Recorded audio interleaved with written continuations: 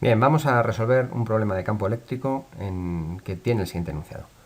Dos cargas puntuales negativas e iguales de menos 10 elevado a menos 3 microcoulombios se encuentran sobre el eje de abscisas, separadas una distancia de 20 centímetros. A una distancia de 50 centímetros sobre la vertical que pasa por el punto medio de la línea que las une, se coloca una tercera partícula de 10 elevado a menos 3 microcoulombios de carga y 1 gramo de masa, inicialmente en reposo. Nos piden calcular el campo y el potencial eléctrico creado por las dos primeras cargas en la tercera y la velocidad de la tercera carga al llegar al punto medio de la línea de unión entre las dos primeras. Para eso disponemos del valor de la constante. Bien, para poder realizar este ejercicio lo primero que vamos a hacer va a ser hacer un dibujo con las posiciones de las cargas. Tenemos aquí Q1, que es una carga negativa de menos 10 elevado a menos 9 coulombios, ya que se trata de 10 elevado a menos 3 microcoulombios. Q2 también es negativa, está colocada en este punto. Fijaos que la distancia de una carga a otra es de 20 centímetros, por tanto el punto medio donde hemos establecido el origen de coordenadas estará a 10 centímetros de cada carga. Y también tiene un valor de menos 10 elevado a menos 9 coulombios. Y luego tenemos una tercera carga, esta vez positiva, que también tiene en valor absoluto el mismo valor, 10 elevado a menos 9 coulombios.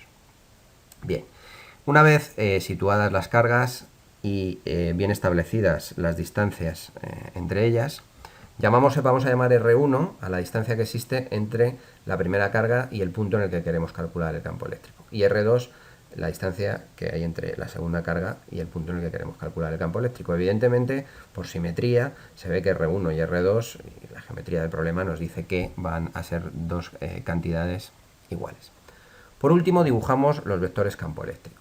Bien, el campo eléctrico creado por una carga en un punto sabemos que tiene la dirección, se trata de un vector que tiene como dirección la dirección que une los dos puntos, ¿de acuerdo? Y como sentido, apuntando siempre a la carga negativa y hacia afuera de las cargas positivas. De manera que el vector campo eléctrico creado por la primera carga tendrá esta dirección en este sentido, el vector campo eléctrico creado por la segunda tendrá esta dirección y este sentido. Bien, una vez dibujadas, planteado el problema mediante un dibujo, que además nos sirve de leyenda para identificar a qué vamos a llamar R1, a qué vamos a llamar R2, a qué vamos a llamar E1 y a qué vamos a llamar E2, aplicamos el principio de superposición, que nos dice que el campo eléctrico total creado en este punto va a ser la suma del campo eléctrico creado en este punto por cada una de las cargas, es decir, E1 más E2. La ley de Coulomb nos dice que la fuerza creada entre dos cargas es proporcional al producto de sus masas e inversamente proporcional al cuadrado de sus distancias, y de la definición de campo eléctrico como la fuerza que experimentaría una carga de más un coulombio en un punto, llegamos a que el módulo del campo eléctrico creado por cada carga va a ser su valor multiplicado por la constante y dividido entre el cuadrado del radio. Bien, para calcular los valores del módulo debemos darnos cuenta, por un lado, de que ambos van a ser iguales, es decir, como las dos cargas que crean el campo tienen el mismo valor y el punto va a estar a la misma distancia de ambas, pues E1 va a ser igual a E2 y va a venir dado por el producto de la carga, la constante y el cuadrado del radio. El cálculo del cuadrado del radio se realiza de forma muy sencilla aplicando el teorema de Pitágoras. Fijaos que aquí tenemos un triángulo rectángulo, 50 centímetros, 10 centímetros, y la hipotenusa vendrá dada por esta expresión. En concreto, la hipotenusa al cuadrado es la suma de los cuadrados de los catetos, o sea que tenemos que la distancia al cuadrado van a ser 0,26 metros cuadrados. Sustituyendo estos valores en la expresión del campo eléctrico, obtenemos un campo eléctrico, un valor del campo eléctrico de 3,46 por 10, o sea, 34,6 newtons por coulombio, tanto el creado por la primera carga como el creado por la segunda. Bien, llegados a este punto, tenemos dos vectores cuyas direcciones y sentidos son conocidas, cuyo módulo ya hemos calculado, y necesitamos obtener el valor total, la resultante de estos dos vectores. Para eso tendremos que aplicar el principio de superposición, y como se trata de dos vectores que tienen distintas direcciones, vamos a necesitar descomponerlos en el eje X y en el eje Y. Bien, para poder hacer esta descomposición, en primer lugar, debemos conocer los valores de estos ángulos, es decir, el ángulo que forman con la vertical, en este caso, el vector E1 y el vector E2. La simetría del problema me dice que los dos ángulos son iguales, los llamo teta, y aplicando definiciones trigonométricas tenemos que la tangente de este ángulo va a ser el cateto opuesto, que es en ambos casos la componente vertical del campo eléctrico dividido entre el cateto contiguo, que es la componente vertical, es decir, E1x partido de E1y. Sabemos que estos cocientes de las dos componentes tendrán que ser iguales a los cocientes del cateto formado por las cargas, de manera que de los catetos formados por las cargas, ¿de acuerdo? De manera que esto es igual a 0,1 partido de 0,5 y vale un quinto. De ese modo calculamos, haciendo la inversa de la tangente, un valor para el ángulo de 11,30 grados. Y a partir de este momento ya estamos en situación de poder expresar vectorialmente los vectores E sub 1 y E sub 2. Vamos con E sub 1. Al tratarse de un vector que apunta en la dirección negativa del eje X y en la dirección negativa del eje Y, sus componentes, su componente horizontal, E sub 1x, será el seno del ángulo multiplicado por el módulo del vector. Es decir, al tratarse como apunta hacia la izquierda, va a ser menos E sub 1 seno de teta por el vector unitario Y. Y en el caso de la componente vertical también va a ser negativa porque también apunta hacia abajo, y en este caso es el coseno del ángulo, el seno sería el cateto opuesto, el coseno sería el cateto contiguo, así es que el coseno multiplicado por el módulo, ¿de acuerdo? Lo que me da el valor de la componente vertical. De modo que la expresión del vector E sub 1 va a ser menos E sub 1 por el seno de teta y menos E sub 1 coseno de teta j. En el caso de E sub 2, bueno, pues ocurre lo mismo con las componentes X e Y, con la diferencia de que ahora E sub 2 apunta hacia la derecha, por tanto va a tener un valor positivo en la componente X, ¿de acuerdo? E sub 2 seno de teta Y. Y apunta hacia abajo en el caso de la componente J, al tratarse que está orientado hacia abajo. Bien, si sumamos vectorialmente estos dos vectores, E sub 1 más E sub 2, aplicando el principio de superposición, fijaos cómo, dado también que E sub 1 y E sub 2 son iguales en módulo, que la componente X se va a ir. Es decir, tenemos la misma cantidad sumando y restando, ¿de acuerdo? En el caso de la componente X, y sin embargo la componente J va a sumarse, ¿de acuerdo? El mismo valor dos veces, de manera que obtendremos que el valor absoluto va a ser menos 2 veces E1 por el coseno del ángulo. Sustituyendo los valores que obtenemos aquí, se obtiene menos 2 por 3,46 por 10 por el coseno de 11,30 grados y un valor total del campo eléctrico de menos 67,86 por J newtons por coulombio.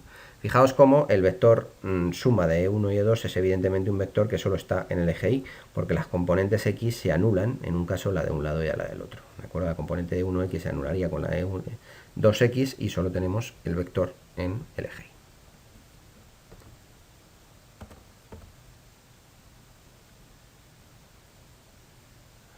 A la hora de calcular el potencial en el punto, la cosa es mucho más sencilla, porque como el potencial no es una magnitud vectorial, sino que es una magnitud escalar, basta simplemente con sumar los valores obtenidos por el potencial creado por cada carga en el punto en el que estamos mirando, ¿de acuerdo?, el valor del potencial.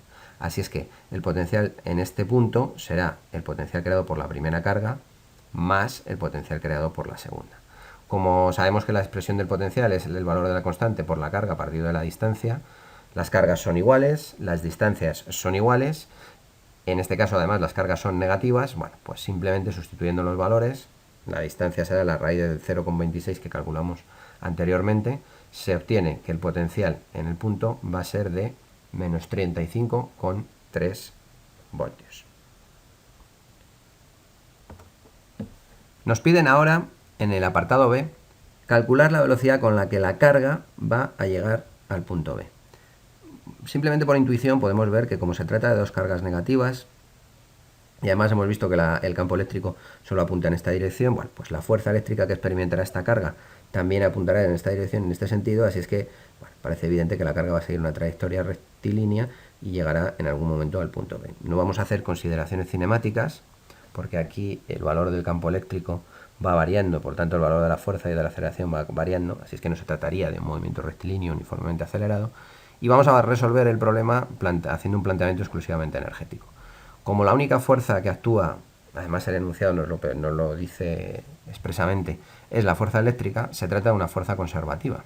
Sabemos que en el caso de las fuerzas conservativas, la variación de energía cinética es la pérdida de energía potencial. Es decir, el opuesto a la variación de la energía potencial. Si vamos de A a B, la variación de energía potencial será la energía potencial final menos la energía potencial inicial. Este signo menos nos hace cambiar de signo ambos términos, de modo que tenemos la energía potencial en A menos la energía potencial en B. Nos dice el enunciado además que la carga parte desde el reposo, así es que no tenemos energía cinética en A. Por tanto, la energía cinética con la que la carga llegará al punto B será exclusivamente la diferencia entre las energías potenciales en el punto A y en el punto B. Como además sabemos que la energía potencial está relacionada con el potencial, mediante la expresión energía potencial igual a carga por potencial, bien, pues la energía cinética con la que llegará a B será el valor de la carga por el potencial en A menos el potencial en B. Ya calculamos en el apartado anterior cuál era el potencial en A. Ahora simplemente nos quedaría calcular el potencial en B para de ese modo evaluar la diferencia de energías potenciales y obtener de ese modo la energía cinética final. Hacemos lo mismo que en el apartado anterior. Calculamos el potencial en B. El potencial en B, fijaos, las dos cargas, en este caso negativas, están a la misma distancia, a 0,1 metros, y las expresiones serán que el potencial en B será el potencial creado por la primera carga en B más el potencial creado por la segunda carga en B.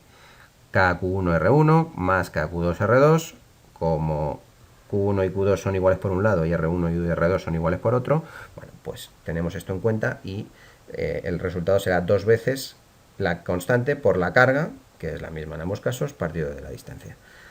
La distancia son 0,1 metros, el valor de la carga menos 10 elevado a menos 9 coulombios, y simplemente sustituyendo estos valores se obtiene que el potencial en B es de menos 180 voltios. Bien, hemos calculado el valor de potencial en A, hemos calculado el valor del potencial en B, ahora simplemente se trata de ver qué diferencia existe entre ambos, multiplicarlo por la carga, de ese modo obtendremos el valor de la energía cinética. Bien, hacemos estas cuentas y se obtiene un valor de energía cinética de 144,7 por 10 elevado a menos 9 julios.